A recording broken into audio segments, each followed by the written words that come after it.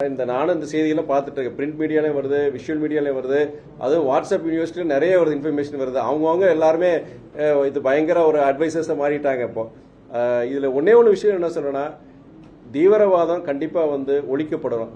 அதில் மாற்று கருத்தே கிடையாது. ஏன்னா அப்பாவி 26 பேர் கொண்டிருக்கிறாங்க. இது இன்னைக்கு இல்லை, தொடர்ந்து இது மாதிரி சம்பவங்கள் நம்ம இந்தியாவில் நடந்துட்டு இருக்கு. காஷ்மீர்ல மாத்திரம் கிடையாது, அங்கங்க நடந்துட்டு இருக்கு. இந்த தீவிரவாதத்துடைய ஊற்று எங்கிருந்து வரும், எதனா யார் இது ஆதரிக்கிறாங்க, இது ஒரு முற்றிலுமா முடியணுங்கிறதா என்னுடைய ஆசை. எல்லா நம்முடைய இந்திய பிரஜைகளுடைய ஆசையா தான். அதுக்குண்டான நம்முடைய இந்திய அரசாங்கத்துடைய முயற்சிகள், அதுக்கு 100% ஒரு நாடாளுமன்ற உறுப்பினரா, இந்த நாட்டுடைய பிரஜையா என்னுடைய ஆதரவு உண்டு. அதே நேரத்தில் என்னன்னா, ஒரு போர்னு ஒன்று நடக்கும்போது இது இப்போ நம்ம இந்திய அரசாங்கம் நல்லா பண்ணியிருக்கிறாங்க. நம்ம மிலிட்ரி நல்லா அருமையா பண்ணியிருக்கிறாங்க. என்னன்னா, எந்த இடத்துலையும் அங்கே பாகிஸ்தான்ல பொறுத்த வரைக்கும் அங்க இருக்கிற மக்களுக்கோ இல்லாட்டி அங்க இருக்க ராணுவ இதுக்குமே எந்த பாதிப்பு இல்லாம எங்கெங்கெல்லாம் டெரரிஸ்ட் அவங்களுடைய ஆபரேஷன், அவங்க ட்ரைனிங் சென்டர்ஸ் இருக்கு, அவங்களோட இடங்கள் பார்த்து துல்லியமா பார்த்து தான் அவங்க இந்த தாக்குதல் நடத்தி இருக்கிறாங்க. அதனால என்னன்னா, ஆனா அது என்னன்னா, பாகிஸ்தான் பொறுத்தவரைக்கும் நல்லா தெரிஞ்சுக்கணும். பல பேர் இதை இந்த ஒரு கருத்தை சொல்லியிருக்கிறாங்க. Pakistan is a failed state. அங்க ஜனநாயகம் கிடையாது. நம்ம ஊர்ல மாதிரி ஜனநாயகம் கிடையாது. அங்க ராணுவ கட்டுப்பாட்டில் தான் இன்னைக்கு இல்ல நேற்றல கிட்டத்தட்ட 30 என்னைக்கு சுதந்திரம் வாங்கினாங்க அன்னையிலிருந்து இந்த 60-70 வருஷமா அவங்க ராணுவ கட்டுப்பாடு, ராணுவ தான் முடிவு பண்ணும். அவங்களுடைய பிரதம மந்திரி யாரு, ஜனாதிபதி யாரு, அவங்களுடைய அரசியல் முடிவு யாருன்னா அங்க இருக்க ராணுவம் யார் கட்டுப்பாட்டில் இருக்கிற தவறான சில நபர்களுடைய கட்டுப்பாட்டில் இருக்கு. அங்க இருக்கிற சில தீவிரவாதிகள் அமைப்போடைய அந்த இதுலயும் இருக்கு.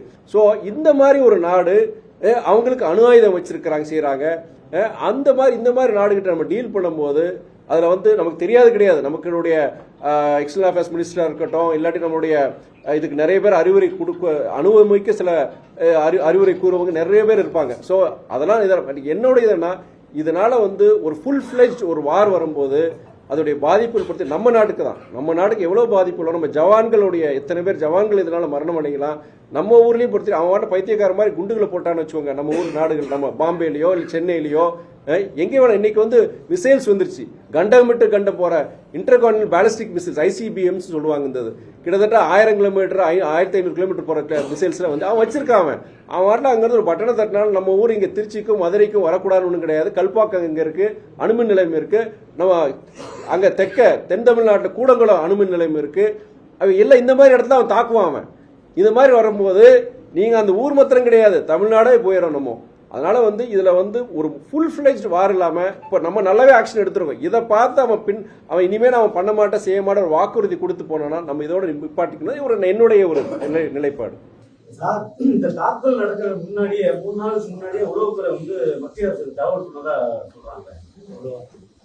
இந்த தாக்குதல் நடத்த போறது அது அவங்களுக்கு மத்திய அரசுக்கு உளவுத்துறை சொல்லியிருந்தாங்கன்னா அது அவங்க சைட்ல இப்ப ரிலீஸ் பண்ணிருப்பாங்களே, அபிஷியல் அனௌன்ஸ்மெண்ட் வந்திருக்குங்களா அது விஷயமா? யார் சொல்றாங்க அத? இந்த நேரத்தில் என்னன்னா, தயவுசெய்து என்னன்னா, இந்த ஒரு பெரிய பிரச்சனை நம்ம எல்லாம் விளையாட்ட பார்த்துட்டு இருக்கிறாங்க. இதுல எத்தனோ பேர் சாக போறாங்க, எத்தனோ குடும்பங்கள் இதுல நாசமாக போகுது.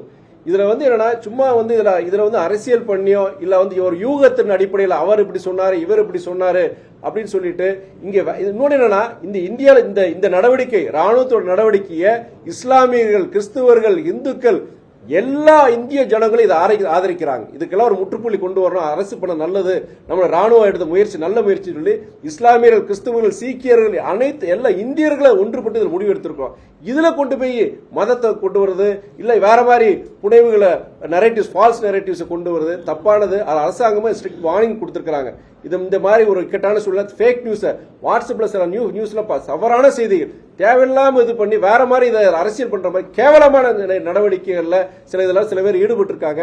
அது அரசாங்கமும் சரி, நீங்க சொல்ற மாதிரி இன்டெலிஜென்ஸ் சரி, அது கூட கண்டிப்பா அதுக்குள்ள நடவடிக்கை எடுக்கணும். செய்திகளை உடனுக்குடனும் துல்லியமாகவும் தெரிந்து கொள்ள சப்ஸ்கிரைப் பண்ணுங்க.